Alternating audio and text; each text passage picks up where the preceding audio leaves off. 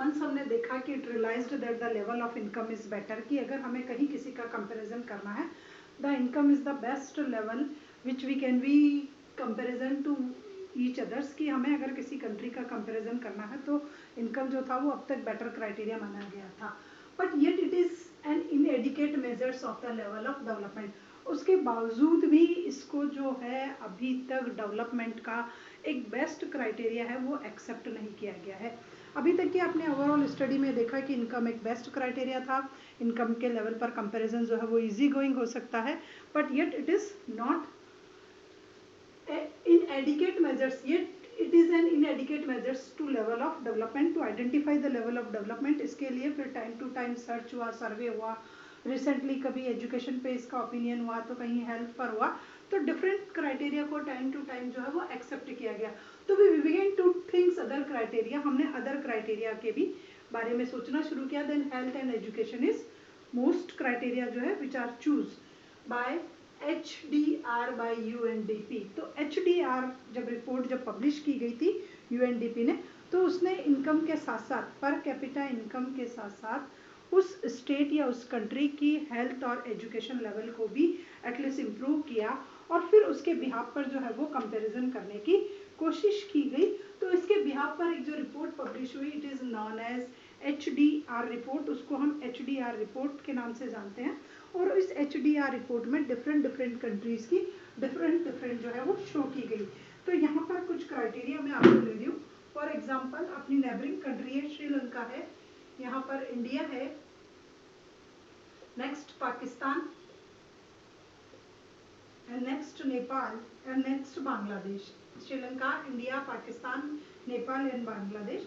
सबसे पहले यहाँ पर ग्रॉस नेशनल इनकम इनके डेटा को लिए, तो आप देखोगे कि श्रीलंका का जो डेटा है वो मोस्ट पावरफुल है इन कंपैरिजन देन इंडिया, 11,326, जबकि इंडिया का 353 की है, और नेक्स्ट का 5567 है, नेक्स्ट का 55, म्यांमार का रहने दिया है मैंने, म्यांमार को इसमें इंक्लूड नहीं किया है तो हम 556 को नहीं लेंगे. पाकिस्तान का है 5331, और उसके बाद नेपाल का है 2471, और ये है 377677. और उसके बाद यहाँ पर आपकी लाइफ एक्सेप्टेंसी रेट है, लाइफ एक्सेप्टेंसी रेट या जो भी है द टाइम ऑफ बर्थ, यहाँ पर 75 ईयर्स, 68 ईयर्स, पाकिस्तान के 66.6 ईयर्स, नेक्स्ट 76.6, 72.2. उसके बाद है mean of schooling years, mean of schooling years 10.9, उसके बाद है 6.4, उसके बाद आता है 5.2, देन 4.9 एंड 5.8, और उसके बाद है HDI रैंकिंग. HDI रैंकिंग जो है वो है 76, इंडिया की है 131 है अभी रिसेंट टाइम में, उसके बाद 150, 149 एंड 136. तो सबसे पहले आपको ये किस स्टाइल के इंडेक्स आपकी बुक में दे रखी है, कुछ ये आपकी नेबरिंग कंट्री है, ये आपकी पर कैपिटा इनकम है, ये आपकी लाइफ एक्सेप्टेंसी है, ये जो है मीन एज ऑफ स्कूलिंग है, और ये आपका ये रेशियो दे रखा है. तो आपको ये देखने से पता चलेगा कि this is the ranking of India and this is the ranking of Sri Lanka. देखो ये HDI जो होता है ये ह्यूमन डेवलपमेंट एक इंडेक्स होता है. ओवरऑल जो है ये 189 कंट्रीज से जो है सेलेक्ट किया जाता है. तो 189 कंट्रीज आउट ऑफ इंडिया की उसकी जो रैंकिंग है श्रीलंका की, इट इज 76, यानी कि बहुत पावरफुल और बहुत स्ट्रॉन्ग कंडीशंस है HDI इंडेक्स में. इट मीन्स आपकी लाइफ एक्सेप्टेंसी में, आपकी एजुकेशन लिटरेसी रेट में, आपके हेल्थ को लेकर के ये बेटर कंडीशन में 76, and India's ranking is 131 recent time में ये है, और 50, 49 और ये. तो सबसे पुअर कंडीशन जो है यहाँ देखने को मिलती है पाकिस्तान की है कि उसकी रैंकिंग बहुत लोअर है, लेकिन हमारी भी रैंकिंग कोई इतनी अच्छी नहीं है कंपैरिजन देन, यहाँ पर हम बहुत बैकवर्ड कंडीशन में. अब आप अगर इनकम को अगर एक क्राइटेरिया मानते हो तो इनकम का क्राइटेरिया देखो तो श्रीलंका जो है वो मोस्ट पावरफुल बहुत स्ट्रॉन्ग लग रहा है, 11,326, और इंडिया का उसके कंपेरिजन में बहुत लोअर है. फिर पाकिस्तान का, नेपाल का सबसे ज़्यादा लोअर है ये वाला क्राइटेरिया. तो आप अगर इसमें और इसमें कंपैरिजन करें इंडिया में, तो श्रीलंका छोटा होते हुए भी बहुत पावरफुल और बहुत स्ट्रॉन्ग है. फिर आपकी लाइफ एक्सपेक्टेंसी रेट है, तो लाइफ एक्सपेक्टेंसी जो है वो आपकी एक एवरेज एज को शो कर रहा है कि रियल में आपकी जो एज है वो आपकी कितनी है। तो यहाँ पर हमारी एवरेज एज जो है वो 75, जहाँ पर श्रीलंका में जो 75 एक एवरेज एज है, बहुत अच्छी एज देता लोग, वहाँ इंडिया में 68 के जो है डेटा दे रखे, रिसेंट टाइम में 65 है। तो ये कंडीशन है। नेपाल की और अच्छी है, 70 है, और बांग्लादेश भी 72 पे है। तो सबसे पुअर कंडीशन में तो यहाँ पाकिस्तान चल रहा है। तो आप अगर ये है मीन रेशो ऑफ स्कूलिंग, तो ये 10.9 बहुत अच्छा रेशो है वहाँ का, 10.9%। लेकिन इंडिया का देखिए 6.4 ही है ये रेशो, तो यह भी बहुत लोअर है। तो ये पूरा डेटा आपका जो है HDI की जो रिपोर्ट है वो ये शो करिए कि श्रीलंका एक बहुत नॉर्मल और बहुत स्मॉल कंट्री होते हुए भी small country is much ahead of India in every aspect, and big countries like ours has such low rank। ये जो स्टेटमेंट है आप देखिए कि small country is much ahead of India, एक स्मॉल कंट्री है लेकिन इंडिया उससे बहुत दूर है in each and every aspect. Her aspect को लेकर के आप किसी भी चीज़ से कंपैरिजन कर लीजिए श्रीलंका से हमारा, तो हम बहुत ही पुअर कंडीशंस में हैं। तो हमारी कंट्री की जो रैंकिंग है वो बहुत ज़्यादा पुअर है। Many improvement have been suggested HDI। तो HDI ने बहुत सारे इम्प्रूवमेंट जो है उनको सजेस्ट किए हैं कि हमें इन इम्प्रूवमेंट को जो है वो फॉलो करना चाहिए, और उनके बिहाफ पे जो है हमें हमारी रैंकिंग को जो है इम्प्रूव करना चाहिए। तो यहाँ पर है कि हमारी कंट्री में एजुकेशन की रेट को इंक्रीज करनी होगी, बेटर हेल्थ फैसिलिटी देनी होगी। बेटर हेल्थ फैसिलिटी अगर हम देंगे तभी जा करके हमारा ये बढ़ेगा। उसके बाद आता है सस्टेनेबिलिटी ऑफ डेवलपमेंट। तो सस्टेनेबिलिटी ऑफ डेवलपमेंट मीन्स ये होता है कि डेवलपमेंट इस स्टाइल का हो कि जितने भी रिसोर्सेज हैं हम इन प्रेजेंट में उनका बेटर यूटिलाइजेशन करें और हमारी फ्यूचर जनरेशन के लिए भी उन रिसोर्सेज को हम सेव कर दें। Then it is known as sustainable development, कि जहाँ पर जो कुछ भी रिसोर्सेज थे वो हमने प्रेजेंट में भी बेटर वे में यूटिलाइजेशन किया और हमारी फ्यूचर जनरेशन के लिए भी उसको सेव किया। तो सस्टेनेबिलिटी ऑफ डेवलपमेंट जो है वो एक अदर क्राइटेरिया है किसी कंट्री की जो है ग्रोथ को इवेल्युएट करने का। तो we have not inherited the world from our forefathers, we have borrowed it from our children। कि ये जो आप देख रहे हो सस्टेनेबिलिटी ऑफ डेवलपमेंट की जो कंडीशंस है, अभी तक हमने देखा, पहले तो आपको ने देखा श्रीलंका से इंडिया का जो था वो क्या बेटर था। तो इंडिया इतनी बड़ी कंट्री होते हुए भी श्रीलंका से कहीं भी बहुत ज़्यादा पीछे था हर एस्पेक्ट को लेकर के। तो हमें बहुत सारे इंप्रूवमेंट कर करके श्रीलंका के बराबर आना होगा।